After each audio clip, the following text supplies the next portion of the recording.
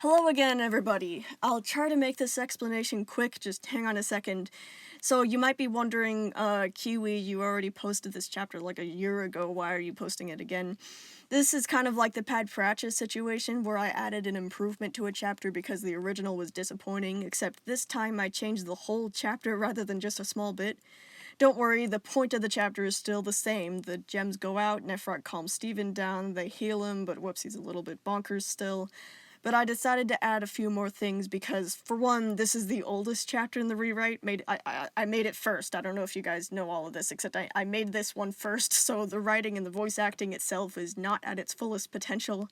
There was a lot of missed opportunities for little narrative details that give the story more depth. For example, I added some extra dialogue exchanges, made the fight more intense where I actually used Steven's natural weapons instead of just wasting them and ignoring them. I also change up the descriptions of Steven's body language, so he's acting more frightened than just, ooh, big scary monster, roar. On top of all of that, the writing itself is a little better overall. I just simply improved as an author since then, so I thought that I could trim up the descriptions and the emotional narration and stuff. So, sorry, this chapter has just been irritating me for a while since I knew that it was the weakest chapter out of all of them, so since it's not too hard for me to just redo it, I decided to just go for it so my brain stops bugging me about it. Sorry, I probably won't do this with any more chapters. I don't really feel that way with any of the other chapters. This was the only one that was bothering me, so, I'm just gonna stop talking now and just let you hear the improved chapter now. So, bye! Hope you enjoy my renovations.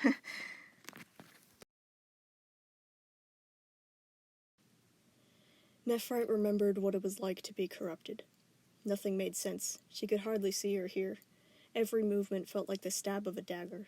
She didn't know what was going on. Every thought was unable to connect to the next. She couldn't remember anything about herself, her past life, her friends. She only knew corruption. She had been so afraid that she had been reduced to her most animalistic instincts. Only able to lash out aimlessly, her form mutated and monstrous, the song of the diamonds echoing through her ears to drive her further down the abyssal pit of madness. She had suffered like that for decades. Until Steven. The one time Nephrite had surfaced was whenever he tried to heal her. She could still hear the diamond song, she was still disoriented and lost, but she had gotten the dose of clarity that she needed, for just long enough to give him hope to keep trying. And now, after all that time, Nephrite had her life back. Steven had been the one to save them all. Every single corrupted gem on this earth's crust had been saved from their own minds, allowed to live out lives that they never would have imagined living before. But now, Steven had been corrupted. It was a sick irony that he had fallen into it, right after pushing everyone else out. Nephrite was good friends with the hybrid boy, but she didn't live with him like his family. They talked every once in a while, but they'd mostly gone their separate ways off to live their own lives after she was better again. She hadn't heard anything about Steven other than rumors of strange behavior that passed through the other uncorrupted students of Little Home School. When the monster erupted from seemingly nowhere, Nephrite had been scared just like everyone else.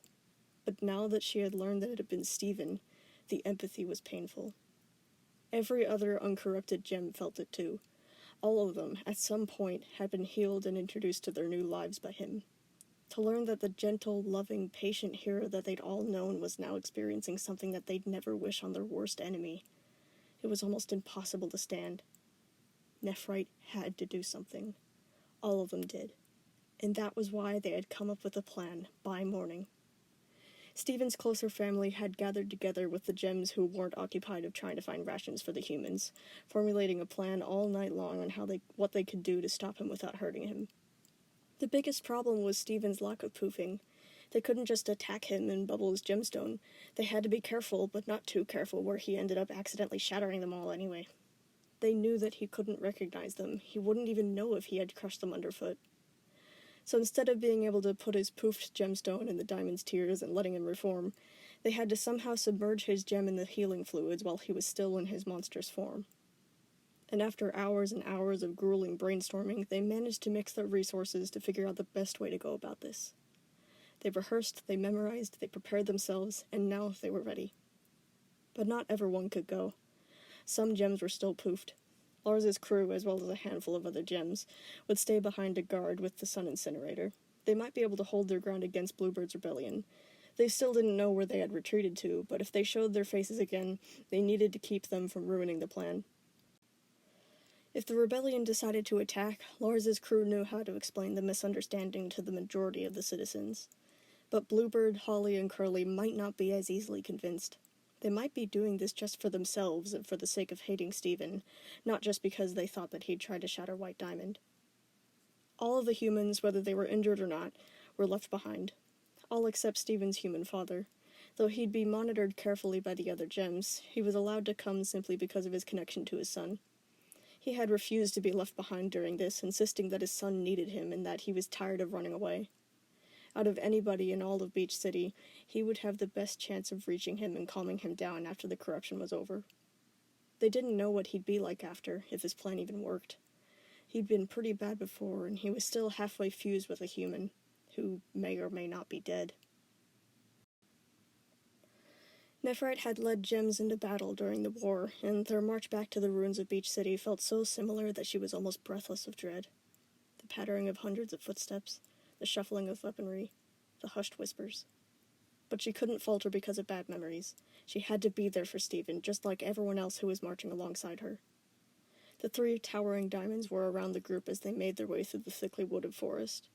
White Diamond was at the front, with Blue Diamond on the right and Yellow Diamond on the left, forming a triangle-like formation to protect the smaller gems between them. It was difficult to move through the earth trees, but the ones at the front made the way for the ones at the back, following in the ground-shaking footsteps of their monarchs. Nephrite found herself near the head, where Steven's family was. Despite how the crystal gems were at the front, they actually weren't the most vital part of this plan. They were going to just be there for him after he's uncorrupted, like Greg. The whole reason that Nephrite was here with them was because she was going to have to do it. Steven didn't need to be told that he was loved. He needed to remember who he was. He needed someone who knew what corruption was like to help him stop fighting for long enough for the plan to work. Garnet had managed to pull herself together again, and was now marching alongside the other crystal gems, Amethyst and Pearl. Spinel was in charge of Greg, using her stretchy limbs to help move him along at the faster pace that the gems could go, and Nephrite could see Pink Pearl helping the jester-like gem with the chore. Lapis, Bismuth, and Peridot were swooping between and around the diamonds' heads, Bismuth being carried by Lapis and Peridot still riding on her trash can lid. There was another Lapis beside the crystal gem's Lapis. She had golden freckles, earning her the nickname Freckles to avoid confusion whenever she was around other Lazulis. The homeschool students were plowing through the forest together as one unit of strength. Nephrite knew nearly every one of their faces. Larimar, Snowflake, Biggs, Crazy Lace, other Nephrites from her crew. All of them were ranging from nervous to outright terrified. All of them knew the risk that they were putting themselves through. This would be dangerous. This could be fatal. Nephrite felt worry swelling inside of her gem. If Steven accidentally... No, don't think about it. She tried to push the worry down. They couldn't just leave him to suffer, no matter the danger. She molded her worry into strength, as she'd trained herself to do before battle. Her purpose was to save him now. If she survived, good. If she shattered, at least she'd be shattered knowing that Steven knew peace again.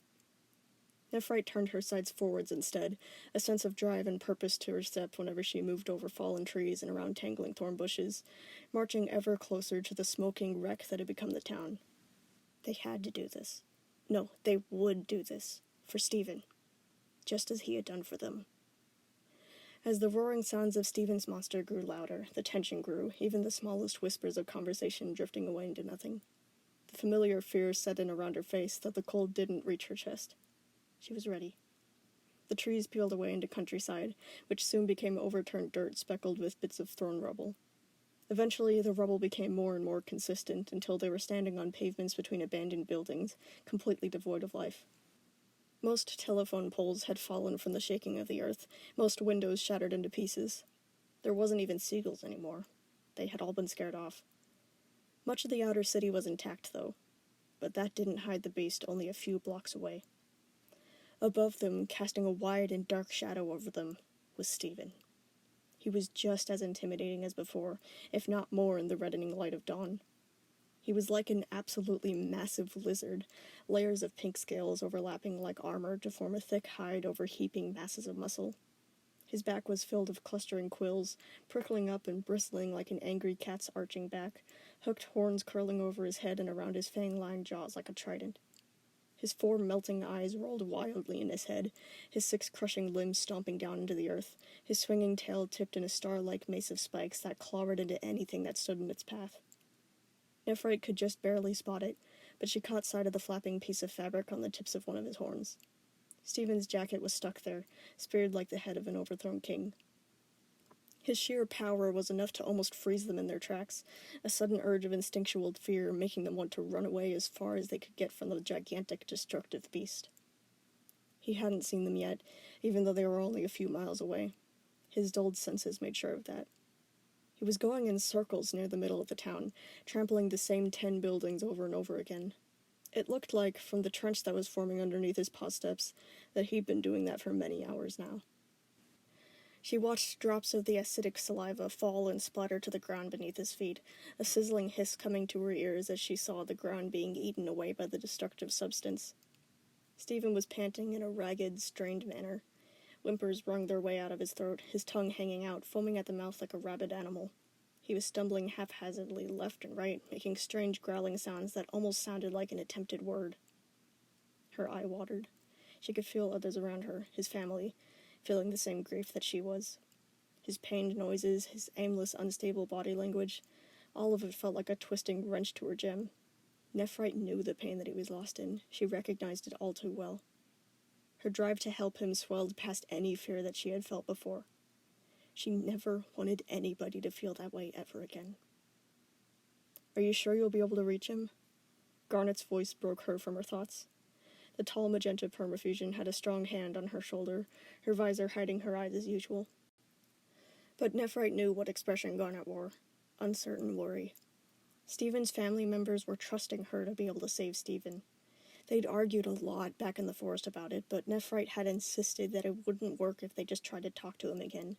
It didn't work like that. "Positive," Nephrite nodded, forcing confidence into her words. It's not really about reaching him. I just need to tame him like he did to me. I'll have a better chance than anyone. He knows me, and I know what this is like. I'm sure—" She was interrupted by a sudden roar that sent fear shivering through every cell in her form. Stephen had cried out, shaking his head back and forth like he was being swarmed by something. Then he slammed his head into the ground, grating his horns in the concrete. The crowd behind Nephrite began to back up, frightened as they watched him drag his horns on the ground. Eventually, Stephen was up again, stumbling a few more times and making the same pained maybe-word noises. "Is he trying to speak?" Nephrite wondered aloud, rubbing her arms anxiously. Nobody had the knowledge to answer. After a while, he quieted down, continuing to pace around and around. Nephrite looked back at the crowd and was disheartened by what she saw. They were looking less and less certain now of their plan, a few whispering to others that this was crazy and they wanted to go home. The fear was overriding the need to help him. Emotions surged up in her, suddenly angry at them. They couldn't give up now before they even tried. She would not let them cower, right whenever he needed them most. Nephrite set her jaw and strode towards the nearest abandoned car. It was red, the only proof that it used to have windows being a jagged lining of glass around the frames. She hooked her heel up onto the bumper and climbed up on top of it, balancing on the rickety roof, staring down towards the crowd. Everyone looked to her, listening. "About 3 years ago," she began, her voice ringing clear through the empty streets. "I was a monster. And all of you were too." She met several gazes as she went on, switching from one to the other like she was trying to drag courage out of them. "I know you remember what it was like to live in pain and fear without any chance of ever getting better again." She pointed behind her to where she knew that the monster was still pacing, mindless and tormented. "Stephen changed that," Nephrite told them. "He didn't give up on us for some reason I don't understand. But now, Stephen is the one who needs saving." She broke for a moment, something like a hysterical laugh peeking through. "And I know, it's gonna be really frickin' scary and hard, and we all might shatter, but you know what?" She stomped her foot on the metal roof, yelling, "I say screw the danger! He saved our lives without demanding pay or even a thank you, and I think it's about time we return the favor." Nephrite punched a fist into the air and shouted, "We are gonna do this, and we are gonna do this now! For Stephen!" The crowd's cowardice seemed to be blasted away like dust in the wind after that. All of them, fists in the air, hollered in a chorus back to her. "For Steven! So let's get going already! Move, gems!" Nephrite clapped vigorously, hopping down from the car and ushering them along, pointing in the directions that they needed to go. Nephrite watched proudly as they dispersed, scurrying around lawns and between alleys and over fences, forming tightly knit groups, fueled by her words. "I didn't know you could pre-battle speech that good," Amethyst, the crystal gem's amethyst, said with a half-smile. "I didn't either," Nephrite breathed, shaking out her nerves. "I just kind of made that up as I went along." Nephrite and Steven's family were the only people that weren't forming lines right now. They stood beneath the diamonds, watching and waiting. The homeschool students were lining up as many of them as they could at once, sorting each other into groups that were spaced out from one another. Some took stations on roofs, some on patios, and others were blocking intersections. They were making a barricade around Steven's pacing circle to make sure that they were able to stop him before he escaped. They couldn't let him just run off into the countryside and flatten even more civilization as the plan came into effect. There soon became 2 lines of groups on either side of Beach City, creating an almost funnel-like formation that led towards the dark, foaming waves of the ocean. Everything was almost... Steven tripped and fell out of nowhere, making the entire earth jerk up. Everyone in the area froze up as they watched him struggle to get his footing underneath himself. He had 6 legs, and it was obvious that he wasn't used to controlling them, making his movements awkward and unpracticed. Steven eventually got back up, calling that same almost word again, his front claws batting at his face like he was trying to shake off a whole hive of bees. Everyone relaxed as he relapsed back into the pacing. The 2 barricades of the homeschool students signaled to them that they were ready with click flashes of their gems. Nephrite took a moment to calm herself again, and then looked up to the diamonds, reporting, "They're ready." White, yellow, and blue locked their gazes and nodded, taking each other's hands. The signal to begin came to them in a burst of light from the fusing diamonds. Their forms slithered together like mixing water, growing to a size that challenged Steven's. Mint Diamond appeared, her gleaming armored robes fluttering out behind her, the long, glossy braid held down by the horned, crown-like helmet. Her brilliance rivaled Steven's strength, the pale green light catching his attention. The scaly pink monster's head swiveled in her direction, tripping slightly from surprise. His eyes were still unfocused, not following Mint Diamond's movements, but he had picked up on the flash of light. He made a low, warning growl rumble through the ground, his spines raising in alarm, with his 6 paws planted firmly, tail raised like a mace at the ready. Mint Diamond's lowest pair of hands reached down and let Garnet, Amethyst, Pearl, Volleyball, Spinel, Greg, and Nephrite climb onto her palms, lifting them up onto each of her broad, bust-long shoulders. Nephrite and the others clung onto strands of her white hair for support, giving her a thumbs up whenever they were all secure. At that, Mint Diamond began to approach Steven, her 6 arms spread wide to herd him where she wanted him to go. The homeschool students watched with round eyes as the mountainous fusion shuffled back and forth with the shifts in his stance, like someone closing in on a skittish animal, making sure that Steven didn't try to sneak around them. Steven was getting very anxious about that. His quills were rattling nervously together, his ragged breaths becoming stressed whimpers. He shook his head snappishly like he was trying to shake something off, backing slowly away. When she was about 1 block away, Steven spat an agitated hiss, raising his quill-forested back higher, melted eyes round of fear. "Easy, easy," Mint Diamond warned, slowing down. "We don't want to hurt you." Steven only whimpered in response. It was a precarious situation, every twitch of movement like a crackle of lightning, the tension squeezing her chest and pressuring every inch of her gem's surface until she wanted to scream, to run away, to bolt forwards and somehow force him to submit. Nephrite winced, knowing that this was probably about to get ugly. Steven was obviously very afraid right now, and if they didn't stop, he'd quickly switch to attack mode, risking the lives of everybody here, even Mint Diamond. A riled-up, corrupted gem was a deadly corrupted gem. The glamorous fusion stepped 1 pace forward, then another, testing him. Steven cried the same almost-word noise, then began to scurry off to the left. He accidentally banged his shoulder onto the side of a building, yelping in surprise and stumbling in another direction, trying to navigate his way to safety.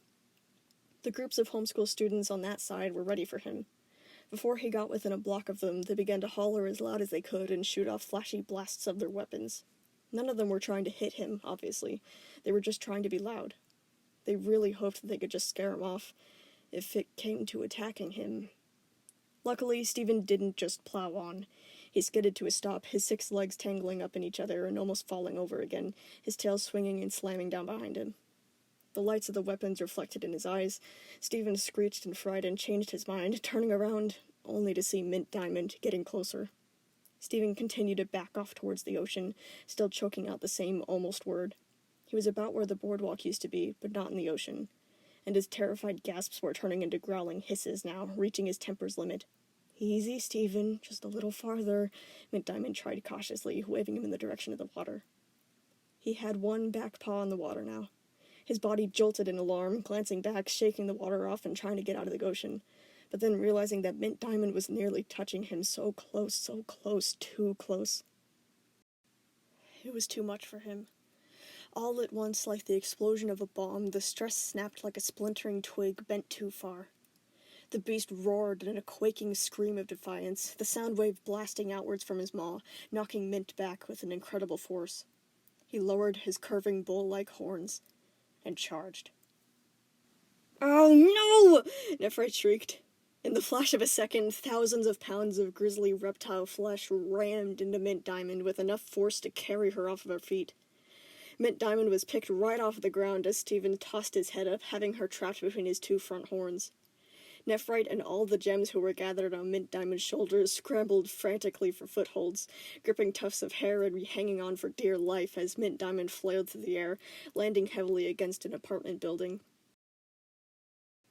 Nephrite felt like that she would tumble into a deadly fall at any second, seeing flashes of Spinel catching Steven's dad before he slipped, and a few of Mint's arms trying to brace herself, before looking up to see Steven blotting out the sun with his sheer size, his ginormous fang-lined maw lunging downwards towards Mint Diamond, and there was a sound like the sky cracking open as Steven's jaws snapped closed over one of Mint Diamond's upper arms. The shining fusion screamed in pain, his claws coming down on her front, neck and shoulders wrenching back like he was trying to tear her arm off. Mint Diamond yelled again, the acid oozing from his mouth, now slithering down her light-composed arm, beginning to disintegrate it. His diamond-pink eyes were absolutely deranged, nothing more than a feral animal, no trace of Steven's kindness or patience or caring left. He wasn't going to stop at the last second. He wasn't going to hesitate. They would die. Nephrite was sure that they would die. But then Mint Diamond caught onto a fleeting idea. A dirty trick, but the only one that would get him off. She reached down and clamped her hand over where his gem was, fingernails sharply digging into the softer flesh around it. Steven wailed in panic and immediately let go. He kicked at her and tumbled off in a tangle of clawed paws in his rush to escape the horrible memories that they had forced onto him. Steven's tail caught her on the side of the head as he fled, knocking Mint Diamond to her side. Nephrite clung on, watching as Steven stumbled over buildings, repeating the almost words in a choked, harshly torn voice. He was shooting to the right now, 6 legs awkward and uncoordinated, but just like before, the homeschool students began to shout and fire off blasts of their weapons. He reared up like a startled horse and bellowed in terror, claws grating and sliding on the cracked pavement as he tried to stop his momentum. He fell with a bang that rattled the skies, struggling to find a way out. I'm sorry, Steven," Mint Diamond was calling, holding her fizzling, misshapen arm close to her body and struggling to her feet. Nephrite saw a glitch snap through her glinting form, but she didn't destabilize yet, the diamonds in her chest and head powering her with the drive to keep living. Mint Diamond gathered herself, holding her injured arm while raising the other 2 sets of hands again, saying, "We aren't here to fight you!" Steven was coming to a stop, realizing that he was trapped. Loud people on the left and right, Mint Diamond in the front, the ocean behind. He called out again, backing up from Mint Diamond and arching his quilled back, whimpering in distress. The almost words were barely making it past his gasping, sobbing breaths, desperate and pleading for help. Something so close to his voice, and yet so different, unintelligible. But Greg stiffened in recognition. "It's Dad," Greg whispered, next to Nephrite with Spinel's elastic arms holding him secure on Mint Diamond's shoulder. He's saying Dad." Mint Diamond kept on approaching, slowly, carefully. Even with her attempted reassurances, it's okay, Steven." The rattling of his spines was still increasing like a quickening heartbeat, becoming a constant buzzing hum like a cicada swarm. His back feet were passing the gritty sand, touching the shore's first waves. He stopped, glancing back again. He refused to step another step with a snap of his jaws, his fear beginning to reform into fury again, the dangerous look promising death if Mint Diamond got any closer. Nephrite had seen that Lapis had chained him down in the ocean before. He must have learned from his mistake. "You're going to have to force him in, he won't go on his own," Nephrite called, clinging to a strand of hair close to her ear. "I was afraid of that," Mint Diamond whispered, dread in her tone. Mint Diamond steeled herself, preparing for the struggle, and began to reach out to Steven, way closer than he liked. The hissing rose to a yowl as fast as a dirt bike climbing a hill, shooting off at the top as her hands finally met his scales. He exploded in a shriek of flying claws and biting teeth as Mint Diamond began to run with him, pushing him over as she held onto him with her hands, receiving hit after hit as he tangled with her, falling over and over into the ocean. They sent geysers of salty spray up from the water, holding him as they grappled on the gravel-covered sea floor, coming to a crumbling stop with Mint Diamond on top and Steven writhing below her. He was furious and panicked, his horns spearing up to fend off her arms, head curling in her direction, gathering the acidic saliva to spit at her gems. But before he got the chance to fire, Lapis and Freckles swooped down to the rescue. The ocean churned and lashed out with water-composed chains. They slung themselves into coils around his jaws and forced them shut like a muzzle, another thick link clamping around his neck and pulling him down to the shallow water. Steven screamed from behind the muzzle as the ocean continued to betray him, chains wrapping around his tail, his claws, his shoulders. Mint Diamond was keeping a slippery hold of the situation, jerking back and forth as he bucked and squirmed, trying to escape. Greg watched with anguished grief in his eyes as his son cried the almost word again and again, fighting back so hard but still being unable to free himself. "Okay, I think we got him," Lapis called, both her hands and Freckles' hands clenched and raised in the air, concentration creasing their brows. "But be fast!" "Nephrite, go!" Mint Diamond ordered. All of her uninjured hands were helping hold him down, keeping limbs restrained whenever the chains snapped. Nephrite prepared herself to jump. But just before she did, she was stopped by Greg. He'd caught onto her shoulder, his red-rimmed, tear-filled eyes staring at her with a million unspoken words behind them. "Please," he said, "please, bring him back. Bring my son back." Nephrite nodded, trying her best to look certain of herself as she said, "I will." "Hurry!" Mint Diamond said impatiently, struggling to keep his tail from tripping her. "He is not going to do this the easy way." Nephrite aimed and leaped. She plummeted through the salty sea air, raining down out of the fusion's crystalline white hair like lice, landing with a heavy thud on Steven's scaly back, managing to not spear herself on his quills. Her clawed fingers latched onto the nearest scale as he shifted and buckled beneath her like a living earthquake, terrified out of his mind at what was happening, probably thinking that any second now he would be killed, even though their intent was far from that. She had landed somewhere between his shoulder blades and was already climbing as fast as she could over the rippling, unstable footing, using the spines as support as she did. She was so small that she might as well be a beetle to him, but it didn't matter how small she was. She knew Steven, and she needed to calm him down. If Steven could do it to Nephrite whenever she was centipedal, she could do it to Steven while he was this thing, this monster. Flaming determination lighted her gem with strength as she clawed her way up Steven's neck, slipping here and there but always gaining more ground than she lost. She was on top of his forehead now, trying to ease her way down onto his nose. But then, with a sudden jolting roar, Steven's head reared up, Lapis and Freckles yelling a warning as the chains around his neck snapped, the muzzle ripping, Mint Diamond's grip slipping. The roar was backed with a magical blast, causing the water around them to fly out in a retreating circle, before crashing back inwards at them in one big geyser.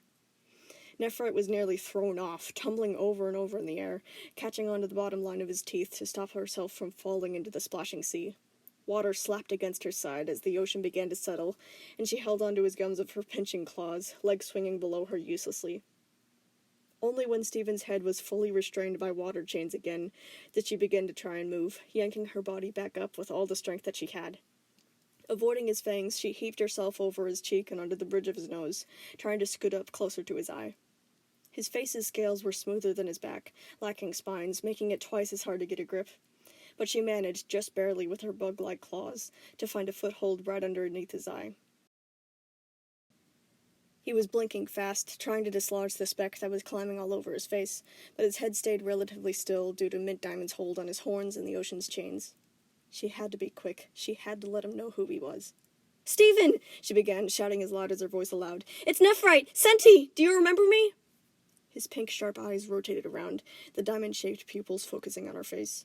The 4 eyes were forced into only 2 sockets, she realized with a disgusted shudder. "I used to be just like you, remember?" she continued. "You tamed me with a bag of chips, and I saved you from the stalactite. You helped me get back to my crew, and you went to Homeworld to heal all of us." Steven slowed in his struggle, the faraway look focusing just enough to give her hope. "You're not a monster! You're Steven! Do you remember?" Nephrite said, voice hitching in her desperation. "You have to remember!" Steven tried to say something, the word coming as a groan. He closed his eyes, his whole body shivering as he whimpered, begging for her help.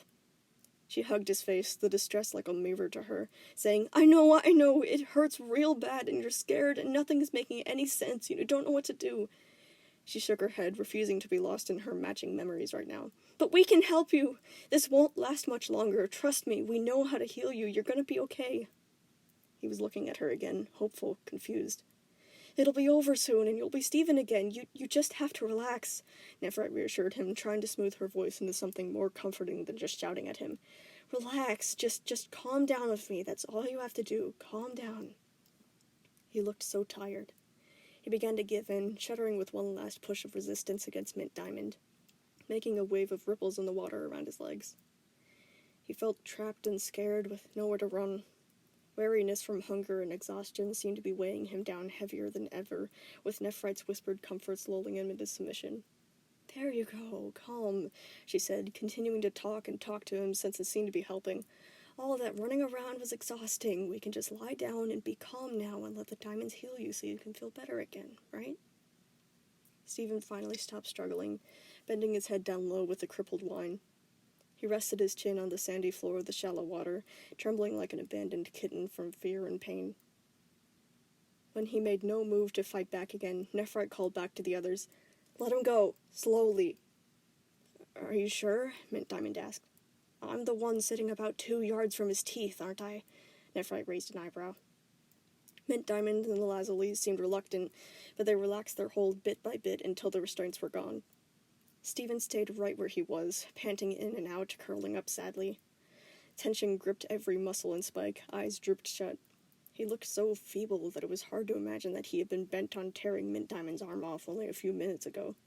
It was like he had given up, too tired to keep on fighting anymore. Good job, Steven," Nephrite reassured him, hope rising to a smile in her face. "Just rest." She turned and gave Mint Diamond a thumbs up. The sky-scraping fusion touched one of her hands to the lower gem on her chest, Blue's. A dark azure glow pulsed out from her, bathing everyone in their chilling magic. Like she had pressed a button, her powers plugged a new emotion into every gem here. Heavy, painful, murky sadness. Tears came as easily as a servant obeying their master, yanked out of them whether they wanted them to or not. Not for everyone, though. Nephrite didn't cry. She had felt worse before. Both Lapis and Spinel had felt worse too. No tears came from them. But their lack of tears wouldn't make this mission fail. Mint Diamond's own eyes began to squint and redden, allowing the yellow, blue, and white-tinted tears to drop into the ocean below and spread like spilled blood. That was what they needed. All 4 of the diamond's essence was the only known substance to cure corruption. Though further mental healing would be needed to ensure that he didn't revert back in the future, they couldn't do that until he was physically capable of rational, sane thoughts. However, Nephrite realized something concerning just as she began to think that this really would turn out okay. Steven wasn't crying either. "Where's—" Nephrite began before realizing what was wrong. He'd run out of tears already. Blue's magical influence couldn't affect him nearly as much as it did the others. He'd felt worse before. The magical sadness was probably an improvement compared to what he had been already experiencing. They needed all 4 of the diamonds for it to work, but he... "Oh, Steven," Nephrite began pityingly. "You're not...